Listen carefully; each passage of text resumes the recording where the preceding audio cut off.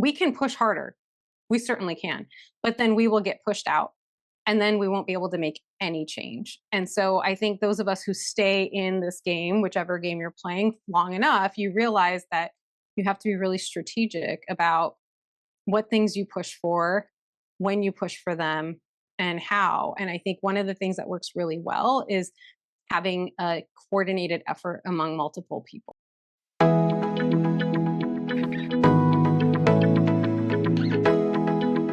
I mean, it's clearly something like we're all pretty passionate about, but I haven't seen a lot of doctors or even health systems push back on any of the stuff that's going on. I've seen like little, hospital systems here and there, individual doctors speak up, but I just haven't seen us as a community kind of come together. And like you said, I think what's going on now is really going to set us back quite a bit, both politically, culturally, the medical system as well. I mean, it's not just this, it's like there's a lot of changes happening in the medical system right now. And I actually am worried about what happens when my parents are older, right? Or as we're getting older, because people are leaving medicine. I mean, it's just becoming more and more toxic. You talked about insidious microaggressions, and that's absolutely correct.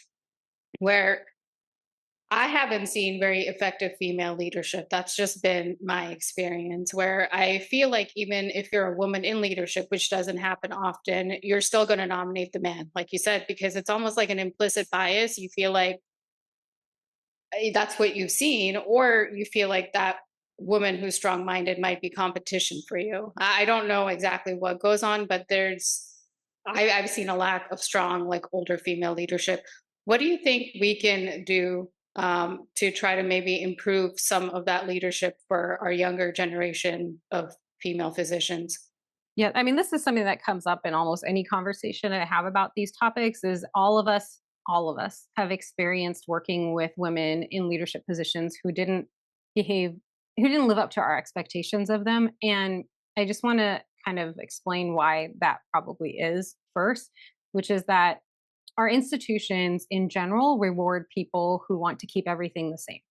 So those women who do want to change things, who see opportunities for growth in these specific spaces are not going to be the ones who, in most institutions, are going to be elevated to leadership. And so you have a selection bias in terms of which specific women are in these roles. Not always, of course, and everyone's different, but in general, there will be a tendency for organizations to promote those who essentially go along to get along. Nobody really likes someone who's making waves and trying to push for change. That's a lesson I learned the hard way, because I always thought that people would want their organization to function at the highest possible level, and that was just very naive of me. And I don't think that's in general how most of these places, if any, work. And so you've got people who got promoted because they essentially thought the system was fine. And they're not going to be motivated to all of a sudden start to change that system once they get to a leadership role. And in fact, the system has worked for them.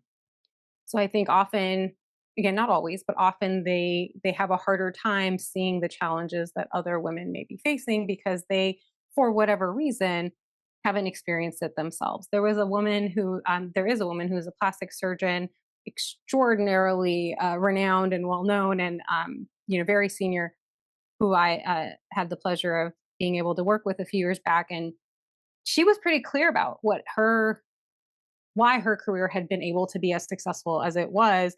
And these are her words, not mine, but she said that it was because her husband was also in surgery. And her husband is a thoracic surgeon. And she knew that people would not treat her poorly because of him. So for her, I think that was protective that she had this.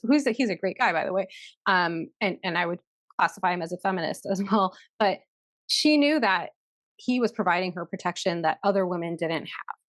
And I do think I keep meaning to write about this and I haven't, but I do think these kind of blockers are really important. Like if you think about football, who's blocking obstacles in your path, we all need blockers, and yet not all of us have them. And I think sometimes people, like that woman, had the insight. She knew exactly why she was able to um, have less blockages in her path than other women might. But I think not everyone has that level of awareness, and so we're all getting helped in different ways and in different amounts. And I'm not saying that to take away from. I mean, men are also being helped. Like it's the same thing. The men who also get lifted up into these leadership roles are the ones who also had people sponsoring them. That's just how it works. And to the extent that women in particular have insight into what specific things help them that may or may not be available to other women, they may be in a better position to advocate for other women. But my general sense, again, there are differences, but my general sense is that a lot of women who get to those roles don't necessarily see that. And what they see is that they worked really hard, which they did, but so do the rest of us. And they worked really hard and they got to where they are. So shouldn't the rest of us be able to work really hard and also get there? And if we didn't, then that's, a flaw on our side as opposed to anything in the system. And if that's a view that you hold, then you can see why you would not be motivated to try to change the system. So I think that's a big part of it. You also kind of alluded to something called the queen bee phenomenon, which is this idea that when women get into leadership roles, they push down or hold back other women. And the data on the queen bee phenomenon suggests that that really happens in organizations that have high levels of gender based discrimination. So it tends to be a reflection of the environment these women are working in rather than anything intrinsic to those specific women. We wrote a perspective on this for the Lancet a couple of years ago, and I do so people should. I would recommend reading it if you're interested, kind of summarizing the data on queen bee phenomenon. And also, to your earlier point, I'm just going to shout out another piece of our work, which is in the Lancet more recently on why academic medicine needs to stand up for DEI and with specific actions for individuals, our professional societies, and for hospitals. So if folks are looking for things to do or to advocate for the places they work to do, I do think we hope that it will be a useful resource. That's why we wrote it. There are situations where we feel the need to advocate for women or for minorities. So how can physicians better advocate for their colleagues or their own well-being, or for women physicians, but avoid getting targeted? Yeah, I think it's an important question because one thing that you see, like if you work with younger people, you'll often see that they are pushing for change to happen really fast. And then they're disappointed in us that we can't make it happen fast. And I was the same way, I am certain, when I was younger. But one thing that I have learned is that we can push harder. We certainly can. But then we will get pushed out and then we won't be able to make any change. And so I think those of us who stay in this game, whichever game you're playing, long enough, you realize that you have to be really strategic about what things you push for, when you push for them, and how. And I think one of the things that works really well is having a coordinated effort among multiple people. So you realize that there's like a wage gap, gender wage gap in your organization.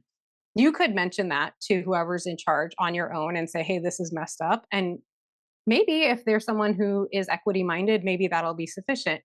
But if that person is maybe not as interested in that and sees you as obnoxious, then you would be better off if you had a group of people that was not just women, by the way, who said, hey, we've noticed this pattern in our division or department or whatever it is. Can we talk about why this is happening and how we might be able to address it? Then you don't have, you're not painting a target on your own back. You have a team of people and it's more likely to get taken seriously. So I do think that's a pretty effective strategy if you can swing it, depending on, who's around and what allies you have. Allies are really important in making any sort of change. And I also think having meetings before meetings, right, is really helpful. If you're going into a meeting where you think there's going to be a discussion of something that's contentious and you have a specific thing that you want to advocate for, then reaching out to individuals who are also going to be in that meeting and meeting with them ahead of time and presenting your idea and trying to get their support and strategizing about how to actually communicate about it in the meeting itself can be really helpful. What advice do you have for young people who are now entering medicine? I recognize, to your earlier point, that obviously we need good doctors and we need good doctors indefinitely for our parents, for ourselves, and so on. And I think, especially for women, people of color, people with disabilities, and other marginalized people, it's not really a safe space to be working. Um, the medical culture is, in general, at least a couple decades behind. Like, the types of programs you see at, say, tech companies are much more advanced and equity oriented and have been for a long time. Um, and we just aren't there. We've never quite been there. We're making progress, as I said earlier, but we're slow. And so it's really hard for me to say to a young woman of whatever race or ethnicity that this is a great career to go into. And I'm not saying, I just going to sound like ungrateful. Like, there's a lot that's great about medicine, right? Being able to care for patients and having skills that are really needed. And I don't think our jobs are getting replaced by AI anytime soon. There's a lot that's good about it, but it's also a huge sacrifice depending on what training path you're on. But, like for me, I did 10 years of training after medical school. And for what I don't know. I mean, again, I have skills that are useful and I've been able to help a lot of people. And it's been at significant personal cost that for me personally, it's different for everyone, but for me personally, I have not felt that the benefit outweighed the downside. So I usually just try to be very honest with people about what my experiences are. And I am pretty clear that my experiences may not be representative of everyone's experiences. And so I encourage people to talk to multiple different people and get different perspectives. And I usually tell people to ask people, what do they dislike the most about their job, or what do they like the least about their job? Because it's easy to, have this idea that it's all glamorous and we're helping people and it's great. And that part is true. But then there's all the other stuff that happens, all the EMR and the fighting with insurance companies and, all the other stuff. Like, I think most physicians, including myself, really like interacting with patients and being able to provide the services that we're trained to provide for our patients. And if that was all the job was, I think we'd be having a very different conversation. But that is an unfortunately small and in some ways shrinking part of the job, with everything else taking a front seat. And I think it's really hard for those of us who went into a field because we wanted to help people to just sit at a computer screen most of our time and get questions about billing and can you add this to your note? And, like, that's not why we went into this profession. So I think it's really hard. So my best advice is to think really, really hard before going into medicine and to ask people who are in it some really hard questions and understand whether it's the right thing. I really think going to be a PA or an NP or a CRNA are like really excellent paths for people to consider. It's a much shorter training and it's a much more controlled lifestyle for pretty good compensation. So, and you still get to help people. I mean, that's the key part of it, is you still get to help people. So it has a lot of the upsides of practicing medicine, but not as many of the downsides. Actually recorded some episodes on APPs, and in general, we do agree with you that they are on the right path, especially with the way going for doctors and for physicians. We are losing our autonomy and they're gaining their autonomy. In general, they have a union that can protect them, they're able to set boundaries. So I agree with you that it's a much brighter looking future for APPs than for doctors. And the other thing I wanted to say is that Santoshi and I recorded some episodes on toxicity in medicine, and we recognized that some people may not even know the signs of hostile or toxic work environment.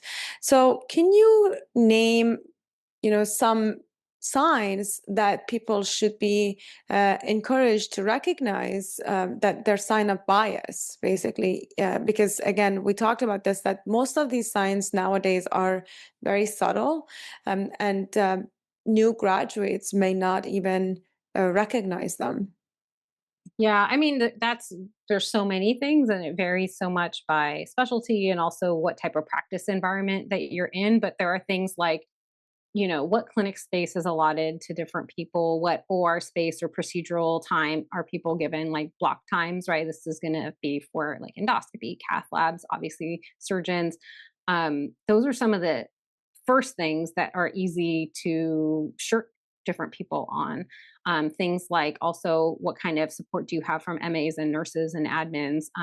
Those all of that can dramatically affect your productivity and your ability to get your job done. But I mentioned productivity specifically because that's what our organizations value. And so if you're already set up with, like, I'll just give an example. I was set up in my first job with 2 days a week where I had a half day of OR in the morning. And then either one day was endoscopy in the afternoon, the other day was clinic in the afternoon. And the endoscopy was at a different site, even. And that is a setup for failure. That's like only someone who's never been in an OR would set someone up like that, because we all know, even people who aren't surgeons know that surgery is not that predictable. And so to think that you're going to, finish exactly at noon and then have time to drive over to the other hospital and, you know, maybe have some water or something before you start your clinic in the afternoon, like that's a pipe dream. And so, even though that wasn't necessarily a productivity issue, it was very, very stressful and led to complaints, right, from both patients and the clinic and the endoscopy suite. Like nobody was ever happy because I was always late, and people will treat you like, especially if you're a woman, they will treat you like you did something wrong, and that's why you're late, as opposed to like any empathy at all for the fact that you have been going nonstop since 7 a.m. and you haven't even had anything to eat or drink, and now everybody's mad at you on top of it. So who's setting up the schedules and how thoughtful are they about it? And that may very well be different for different people who they hire, as in terms of how they treat those people.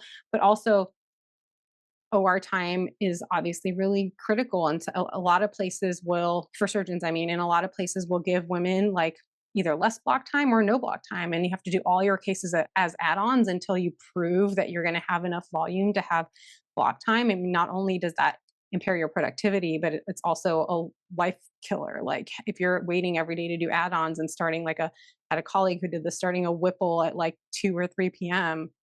I mean, that's just cruel to everyone, including the patient, and their family. But things like that, looking for how are those kinds of resources distributed, and especially for if you're like clinic based, who's helping you in the clinic for rooming the patients, and is there any support that you have, like with an APP or anyone else, to be able to see more patients. Again, because that's what's valued by the organization. So just looking at that resource allocation in all those different ways, I think is important. um, that's not necessarily toxicity. Those are just ways that different people are getting treated differently. But toxicity can show up in all sorts of ways, and it includes, your work not being valued in any way. You write a paper or you have a win at a conference or whatever, your colleagues don't come, nobody cares, nobody congratulates you, nothing. That's not necessarily toxicity, but it's just not a very collegial culture, and it makes it not as great, to work with those people. But there can be undermining. That's very, very common, where people are undermining their colleagues, even to the admin staff, so that patients are assigned differently to different people. For us in surgery, it can be that non operative patients are most often seen by women, for example. And patients who need a lot of explanation but not any procedures will tend to preferentially be referred to women surgeons.